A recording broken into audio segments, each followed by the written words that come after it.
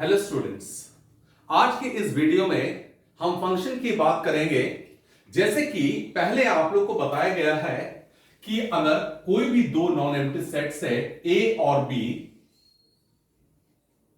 तो कोई भी relation f that is said to be a function from A to B, यदि पहला कंडीशन ये जरूरी था कि सेट ए का हर एक एलिमेंट का इमेज सेकंड सेट में बनना जरूरी है, but at the same point of time ये जरूरी नहीं है कि सेकंड सेट का हर एक एलिमेंट का प्री इमेजेस सेट में हो। सेकंड कंडीशन ये है कि एक से अधिक एलिमेंट, सेट ए के एक से अधिक एलिमेंट का सेम इमेज बन सकता है, लेकिन किसी एक एलिमेंट का एक से ज्यादा इमेजेस सेकंड सेट में नहीं होना चाहिए। यानी हम ये देखते हैं कि बहुत सारा पॉसिबिलिटीज हो सकता है। अब इन पॉसिबिलिटीज के बेसिस पे आज हम डिस्कस करेंगे डिफरेंट टाइप ऑफ फंक्शंस। तो सबसे पहले हम स्टार्ट करते हैं the first type of function we have, that is one one function.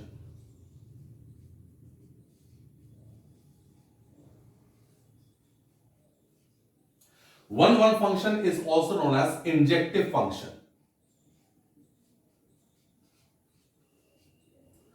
हम पहले ये समझते हैं कि कोई भी फंक्शन वन वन कब कहा जाता है, क्या कंडीशंस हैं और इसका वर्किंग रूल क्या है। यानी इन केस अगर आपको एक फंक्शन दे रखा है, उसका डोमेन को डोमेन दे रखा है, and in case if you have been asked to determine whether the given function is one one और not, then what are the different steps that we follow. पहली बात, जैसे कि नाम से ही पता चल रहा है कि कोई भी फंक्शन वन वन तब कहा जाता है यदि हर एक एलिमेंट पहले सेट के अलग अलग एलिमेंट का अलग अलग इमेजेस सेकंड सेट में हो। फॉर एग्जाम्पल, अगर इसे हम विजुअलाइज करें, if you try to understand this definition by taking a figure, now with this figure we may see that the different elements of set A are A, B, C, and the different elements of set B are X, Y, Z, और F एक function है जो set A से B तक defined है। अगर आपको इस फिगर को देखते हुए डिसाइड करना है कि बताएं क्या ये फंक्शन वन वन है या नहीं है, your answer must B yes. Over here this function F जो कि A से B तक डिफाइंड है, ये फंक्शन वन वन या इंजेक्टिव है। Now a natural question arises कि हमने ये कैसे पहचान कर लिया। हम ये ऑब्जर्व कर रहे हैं कि अलग अलग एलिमेंट्स का अलग अलग इमेजेस सेकंड सेट में एग्जिस्ट कर रहा है, और यदि ऐसा हो किसी फंक्शन का, तो ऐसे केस में उस फंक्शन का को हम वन वन कहते हैं। Now the second question is कि यदि फंक्शन वन वन नहीं है, तो ऐसे केस में फंक्शन देखने में कैसा होगा, या क्या जरूरी है यदि फंक्शन वन वन नहीं है, या यूं कहें कि अगर फंक्शन वन वन नहीं है तो ऐसे फंक्शन को क्या कहते हैं। इन केस कोई भी फंक्शन यदि वन वन नहीं है, ऐसे फंक्शन को हम मेनी वन फंक्शन कहते हैं। So a function is said to be many one यदि ऐसा हो कि many element of the first set have one images in the second set. इसका मतलब यदि ऐसा हो कि पहले सेट के किसी भी एक से अधिक एलिमेंट का सेम इमेज सेकंड सेट में बने, तो ऐसे केस में उस फंक्शन को हम मेनी वन कहेंगे। तो पहली बात ये क्लियर होना चाहिए कि यदि हम किसी भी फंक्शन की बात करेंगे तो वो फंक्शन या तो वन वन होगा या मेनी वन होगा, और हर फंक्शन इन दोनों में से एक टाइप का होगा ही होगा और सिर्फ एक होगा। यानी at one point of time a function will be either one one or it will be many one. At the same point of time it is not possible for a function to be one one and many one simultaneously. It will be either one one or otherwise it will be many one. अब हम figure के help से, diagram के help से visualise करके समझते हैं कि many one फंक्शन कैसा होता है। Now this time also I have taken a function that is defined from A to B. अगर आपसे पूछा जाए कि element A which belongs to the first set, इसका इमेज क्या है, your answer must be X. What is F image और simply image of element B? तो आपका आंसर होगा B का इमेज Y है, और एलिमेंट C की बात करें इसका इमेज भी Y है। यानी हम क्या ऑब्जर्व कर रहे हैं इस केस में, F ऑफ B यानी B का F इमेज और C का F इमेजेस ये दोनों का f images सेम है and they are y. And whenever this happens that more than one element of the first set share the same image in the second set, then those type of functions are said to be many one. तो फिलहाल हम बात कर रहे हैं इन दोनों तरह के फंक्शंस की। पहला था वन वन फंक्शन और दूसरा था मेनी वन फंक्शन। जैसे कि आप लोग को बताया मैंने कि कोई भी फंक्शन या तो वन वन होगा या मेनी वन होगा, और हर एक फंक्शन को इन दो में से एक तरह का होना जरूरी है। लेकिन साथ में ये जानना भी जरूरी है कि कोई भी एक function simultaneously one one and many one, यानी इकट्ठे ये दोनों तरह का फंक्शन नहीं हो सकता है, या तो वो वन वन होगा या मेनी वन होगा। नाउ द क्वेश्चन इज कि यदि क्वेश्चन हमें आ जाए और आपसे अगर कहा जाए कि डिसाइड करना है कि फंक्शन का नेचर कैसा है, what type of function is it one one function और is it many one function. ये ध्यान रहे कि वन वन फंक्शन का दूसरा नाम इंजेक्टिव होता है। अगर हम ये कहेंगे कि मेनी वन फंक्शन, तो मेनी वन फंक्शन उसको कहते हैं जो फंक्शन वन वन नहीं है। ऐसे फंक्शंस को हम मेनी वन कहते हैं, क्योंकि ऑब्वियस सी बात है यदि फंक्शन वन वन नहीं है then it must definitely be many one. Now I begin by taking the first example. I start this way. If f is a function defined from set of natural number to natural number given by f of x is equal to 2x. Question इस तरह से पूछा जाएगा, check the injectivity of f.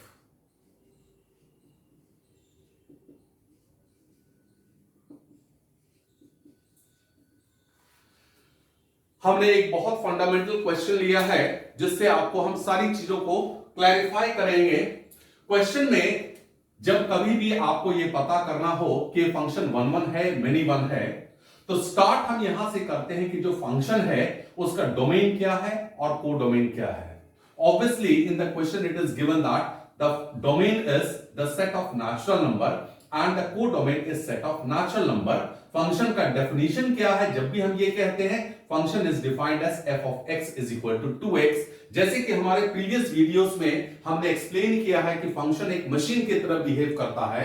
तो ये machine इस वक्त क्या कर रहा है कि हमारा जो भी इनपुट होगा मशीन उसको डबल करके हमें आउटपुट देगा। हमें यह पता करना है कि ये फंक्शन वन वन है या मेनी वन। अब जरा ध्यान से आप लोग देखेंगे, किसी भी फंक्शन का इंजेक्टिविटी चेक करने का तीन तरीका होता है। कौन सा तरीका अप्लाई करेंगे ये क्वेश्चन टू क्वेश्चन डिपेंड करता है। हम स्टार्ट करते हैं पहले तरीके से, पहले इसको समझ लेते हैं और उसके बाद हम वर्किंग रूल बताएंगे। पहला तरीका यह है, उस मेथड का नाम है एनालिटिकल मेथड। ध्यान दें, the first set is the set of natural number, the second set is also set of natural number, and how are these two the elements of these two sets connected to each other? We observe that अगर हम 1 की बात करेंगे, 1 का f image 2 into 1 that is 2। अगर हम बात करेंगे एलिमेंट 2 का इमेज, 2 का इमेज 4 होगा, 3 का इमेज 6 होगा। Now my question is कि क्या यह संभव है कि इस डेफिनेशन के लिए और इन दोनों सेट्स में अगर फंक्शन इस सेट से इस सेट तक डिफाइंड है, क्या ये पॉसिबल है कि पहले सेट के किसी भी दो एलिमेंट का सेम इमेज हो? ऑब्वियसली आपका आंसर होगा नो। यानी ऐसा कोई भी दो नेचुरल नंबर नहीं है जिसका डबल करने के बाद जो रिजल्ट आएगा वो सेम नंबर आएगा। यानी ऑब्वियसली ये देख करके पता चल रहा है कि ये फंक्शन वन वन है। But the question is how to write, how to present the things in examination. हम स्टार्ट करते हैं पहला मेथड, जैसे कि हमने बताया, that is known as analytical method. Analytical method का वर्किंग रूल क्या है? जब कभी भी आपको किसी भी फंक्शन को अगर आपसे कहा जाए कि इसका इंजेक्टिविटी चेक करें, तो वर्किंग रूल ये है, सबसे पहला ये रहेगा, let x1, x2 be two elements belonging to domain. यानी कोई भी दो एलिमेंट्स हमने लिया है, x1, x2, ये दोनों ही एलिमेंट कहां से लिया गया है? They have been taken from the domain of the function. पहला स्टेप ये रहेगा। अगला स्टेप रहेगा put f of x1 equal to f of x2। यानी आपने क्या करना है, ये अज्यूम करना है कि x1 और x2 दोनों का इमेजेस सेम है।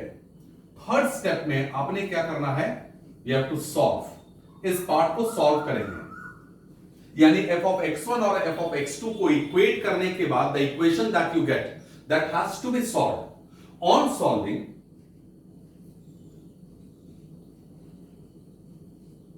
if x1 equal to x2 is the only possibility, then it must mean then f is 1 1, otherwise it is many 1.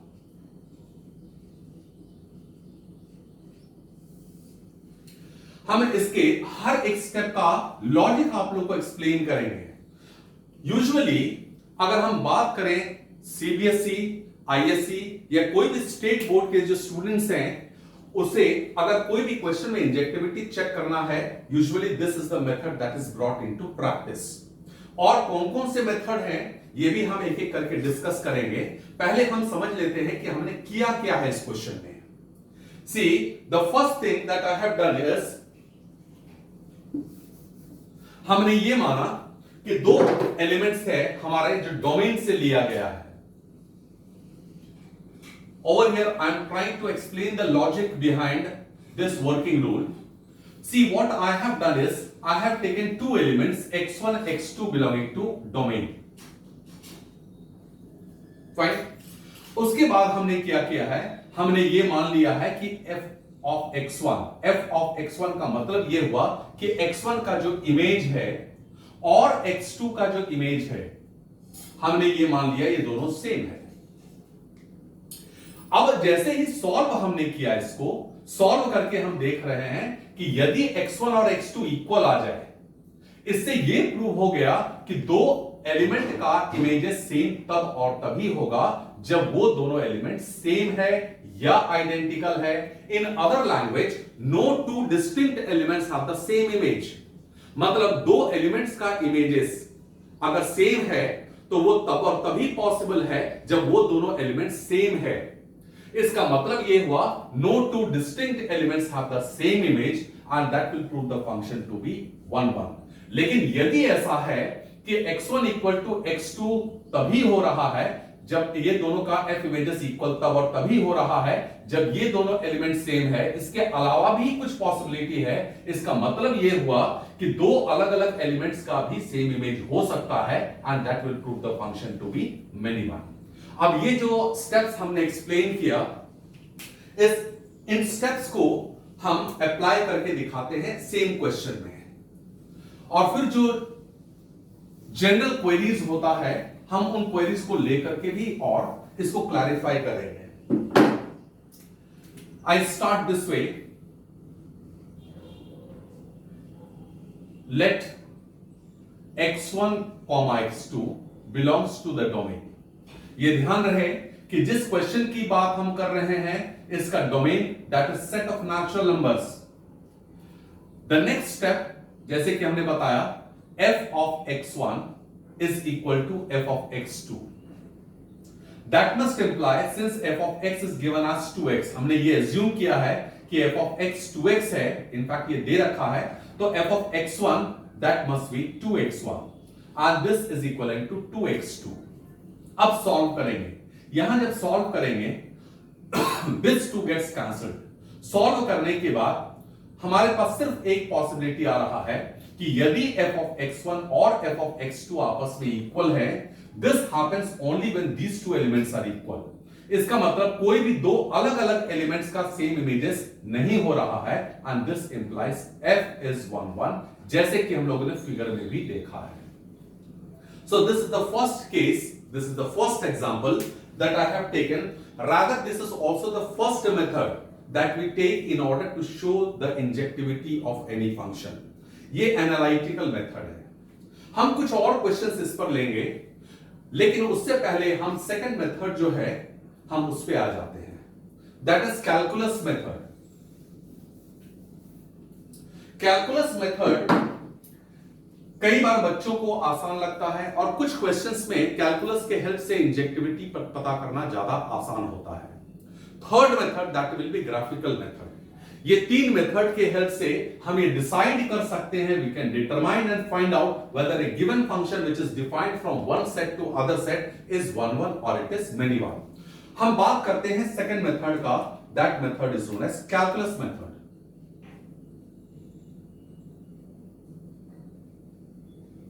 Calculus method ये बताता है कि कोई भी फंक्शन इंक्रीजिंग होगा या डिक्रीजिंग होगा तो ऐसे केस में वो फंक्शन 1 1 होगा।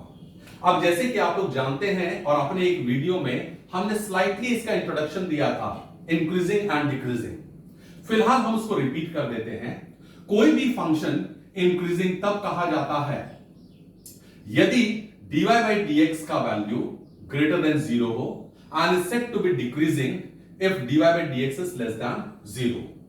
फॉर इनफॉर्मली इसको हम ऐसा समझ सकते हैं कि यदि x का अलग अलग वैल्यू के लिए y का अलग अलग वैल्यू आए, इनफैक्ट अगर ऐसा हो कि जैसे जैसे हम x का वैल्यू बढ़ाते जा रहे हैं y का वैल्यू भी बढ़ते जाए, तो ऐसे केस में इस तरह के फंक्शन को हम इंक्रीजिंग फंक्शन कहते हैं।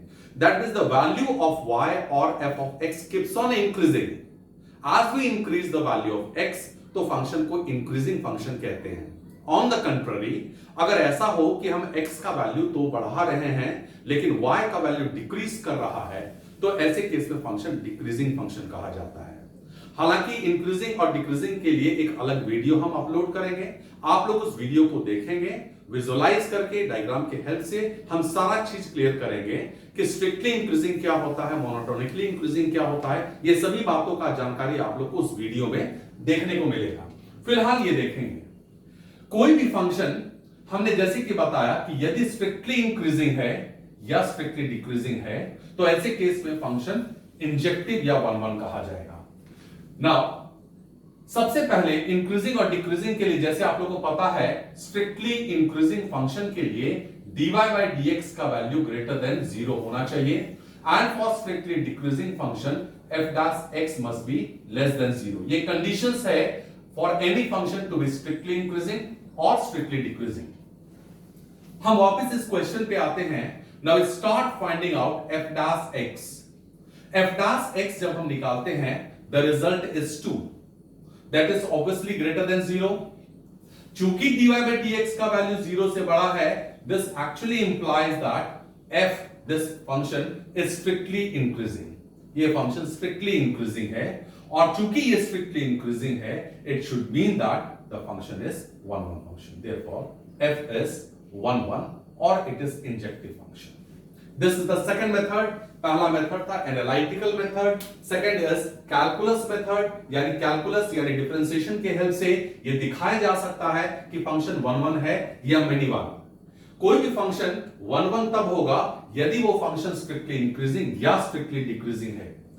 अब ध्यान रहे, तीसरा मेथड की बात हम करते हैं, that is graphical method. Graphically भी हम कई बार पता कर सकते हैं कि फंक्शन इंक्रीज कर रहा है या डिक्रीज कर रहा है। उसके लिए आपको ग्राफ का नॉलेज होना चाहिए। इंपॉर्टेंट ग्राफ्स, कैसे हम एक ग्राफ को दूसरे में ट्रांसफॉर्म करते हैं, ये मेरे जो वीडियो है ग्राफ पर, उसको आप लोग देखेंगे। हम करेंगे क्या, सबसे पहले f of x is equal to 2x। obviously this is given by straight line passing through the origin। Graphically जब आपको चेक करना हो, आपने करना क्या है, ग्राफ बनाने के बाद एक लाइन बनाएंगे जो x एक्सिस से पैरेलल है। इन केस ये जो लाइन है, यदि इस ग्राफ को ज्यादा से ज्यादा एक पॉइंट पे कट करे, तो ऐसे केस में फंक्शन 1 1 कहा जाएगा।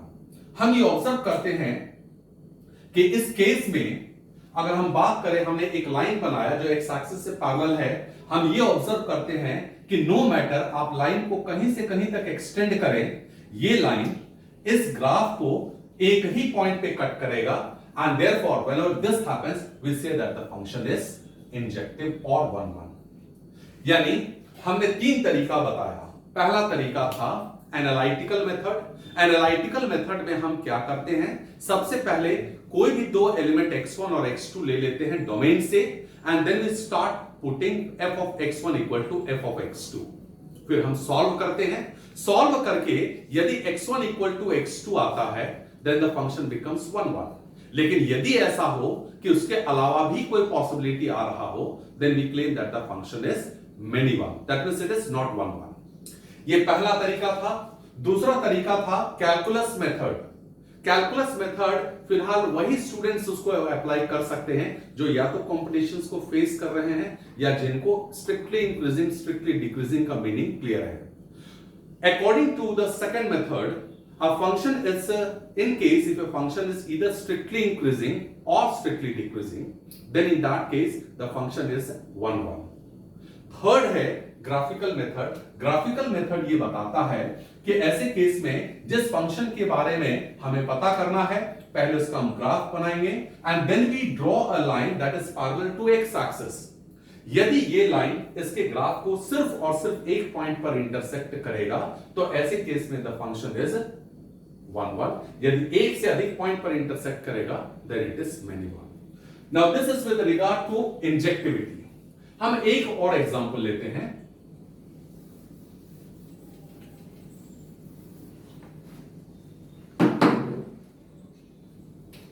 Consider function defined from real number to real number given by f of x is equal to x square. The question is, determine if this function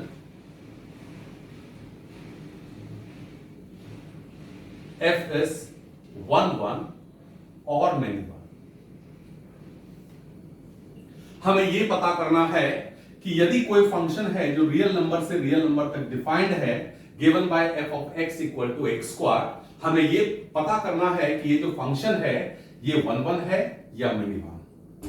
सबसे पहला काम हम बात करते हैं एनालिटिकल मेथड का। एनालिटिकली पहला स्टेप क्या होता है? Let us assume that x1 and x2 are two elements belonging to the domain of the function. इस क्वेश्चन के लिए domain is set of real number. Second is put f of x1 is equal to f of x2. Then we substitute the value, that should be x1 square is equal to x2 square. Now one common mistake is कई बार बच्चे क्या करते हैं कि ये square square cancel करके ये लिख देते हैं x1 is equal to x2. Remember that cancellation should be avoided so far as possible. Why? Because it may give some error. जैसे मान लिया जाए -2 का square that is same as 2 square, but this actually does not imply that you may cancel out this and claim that this is equal to this. This will give you a wrong result. इसीलिए cancellation हम नहीं करते हैं, rather हम क्या करेंगे, will solve it this way. इस तरह से सॉल्व करने का सही तरीका है। The next step is to factorize. So x1 minus x2 into x1 plus x2 equal to 0. Now by zero product rule, अगर इन दोनों फैक्टर्स का प्रोडक्ट 0 है, it must imply that either x1 is equal to x2 or else x1 is equal to minus x2. Now we observe that हमारे पास ये दो possibility आ गया, या तो x1 और x2 इक्वल है। अगर सिर्फ ये पॉसिबिलिटी आता तो हम ये क्लेम करते कि ये फंक्शन 1 1 है, लेकिन हम ये ऑब्जर्व कर रहे हैं कि हमारे पास एक दूसरा पॉसिबिलिटी है कि x1 और x2 दोनों का साइन जस्ट ऑपोजिट है। अब इस पॉसिबिलिटी की वजह से ये फंक्शन, चूंकि हमारे पास दो पॉसिबिलिटी आ गया, therefore we claim that the function is many one. In fact इस पॉसिबिलिटी का मतलब ये हुआ कि ये जो दोनों नंबर्स है ये दोनों का मैग्नीट्यूड सेम है but they have opposite sign. तो यहां पे आप एक काउंटर एग्जांपल दे सकते हैं। We observe that f of -2, अगर f of -2 की बात करें the result is 4 and so is the value of f of 2 also, that also comes out to be 4। इसका मतलब क्या है कि जो पहला सेट है यानी डोमेन यानी रियल नंबर में से ये दो ऐसा एलिमेंट है जिन दोनों का सेम इमेजेस है। इनफैक्ट ऐसे इनफिनाइट पेयर्स हैं जिन सभी का इमेजेस सेम है, और चूंकि हम ये देख रहे हैं कि एक से अधिक एलिमेंट का सेम इमेज हो रहा है, therefore we claim that the function is many one. ये पहला तरीका हो गया। सेकंड मेथड, अगर हम ग्राफिकल मेथड की बात करते हैं, this was analytical method. Next we move on to graphical method.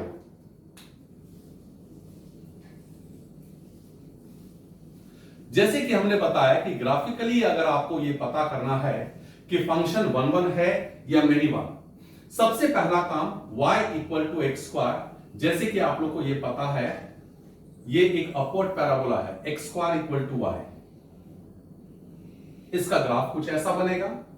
हम क्या करते हैं, एक स्ट्रेट लाइन बनाते हैं पैरेलल टू एक्स एक्सिस। अब ये बताइए कि ये जो स्ट्रेट लाइन है ये कितने पॉइंट पर कट कर रहा है? It cuts the graph at more than one distinct points, और चूंकि ये एक से अधिक पॉइंट पे इस ग्राफ को कट कर रहा है, that implies that the function is many one. क्योंकि 1 1 तभी होगा यदि कोई भी लाइन एक्स एक्सिस से पैरेलल अगर हो, वो उसके ग्राफ को सिर्फ एक पॉइंट पे कट करे, जो कि इस केस में हम ये देख रहे हैं कि एक से अधिक पॉइंट पे कट कर रहा है, and therefore we claim that this function is many one. तो ग्राफिकली इस क्वेश्चन को ऐसे डील किया जा सकता है। अब हम एक ऐसा केस लेंगे, जैसे कि अपने एक वीडियो में हमने क्लास 11 की वीडियो में हमने डिस्कस किया था signum function, greatest integer function, modulus function. हम बात करते हैं ऐसे किसी स्पेशल फंक्शंस की।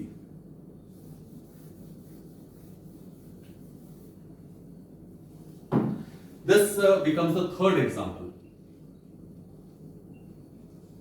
F is defined from real number to real number given by f of x is equal to modulus of x. We have to check the injectivity of this function. हमें ये बताना है कि ये function 1 1 है या many one. इस question का प्रेजेंटेशन देने से पहले हम आप लोग को इसका ग्राफ बता रहे हैं। जैसे कि आप लोग को पता होगा कि मॉड एक्स का graph it looks something like this. In fact अगर हम बात करें मॉडुलस एक्स का, हमने बताया था कि मॉड एक्स का डेफिनेशन क्या होता है। Mod of X is defined as X for x greater than or equal to 0 and mod of x is minus x for x less than 0। ये सारा कुछ हमने प्रीवियस वीडियोस में अपलोड किया है। एक्चुअली इसका मतलब ये हुआ कि यदि आप किसी भी रियल नंबर का मॉडुलस निकालते हैं तो ऐसे केस में उसका वो जो मशीन है वो सेम रिजल्ट एज आउटपुट देगा यदि जिस नंबर को आपने मशीन में इनपुट किया है यदि वो नंबर 0 या 0 से बड़ा है। लेकिन यदि आप किसी भी नंबर का मॉडुलस निकाल रहे हैं, यानी किसी भी नंबर को आपने मशीन में इनपुट किया, यदि वो नंबर नेगेटिव है, then in that case the machine what does it do? It changes the sign so that the final thing becomes a positive quantity। अब अगर आपसे कहा जाए कि आपको -5 का f इमेज निकालना है, what is f of -5? That means mod of -5। जैसे कि हमें पता है चूंकि ये नंबर 0 से छोटा है तो इसका मॉडुलस निकालने के लिए इसके आगे का साइन बदलना पड़ेगा, यानी -5 which gives you 5।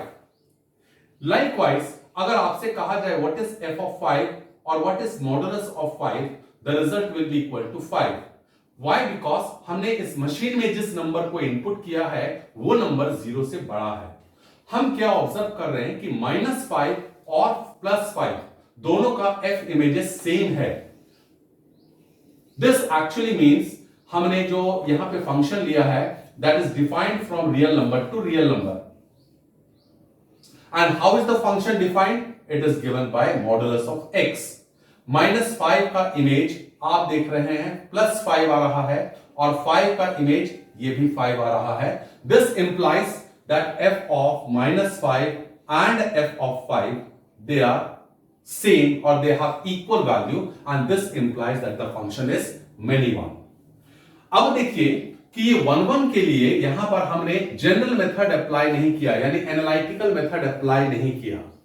आप लोग ये सोच रहे होंगे कि यहां पर एनालिटिकल मेथड क्यों अप्लाई नहीं किया गया है। एग्जैक्टली आप अप्लाई कर सकते हैं, बट कीप इन माइंड पूरे मैथमेटिक्स में एक रूल को ध्यान में रखना है। जब कभी भी आपको डिसअप्रूव करना हो कोई चीज, ऐसे केस में 1 एग्जांपल इज इनफ। मैं रिपीट कर रहा हूं, किसी चीज को डिसअप्रूव, जैसे अगर हम ये दिखा रहे हैं कि मेनी वन है, एक्चुअली हम ये प्रूफ कर रहे हैं इट इज नॉट 1 1।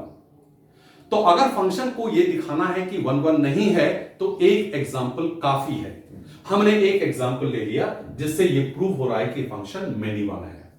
अगर आप ग्राफिकल मेथड पे आएंगे तो ऐसे केस में हमने पहले ग्राफ बनाया और एक लाइन बना रहे हैं।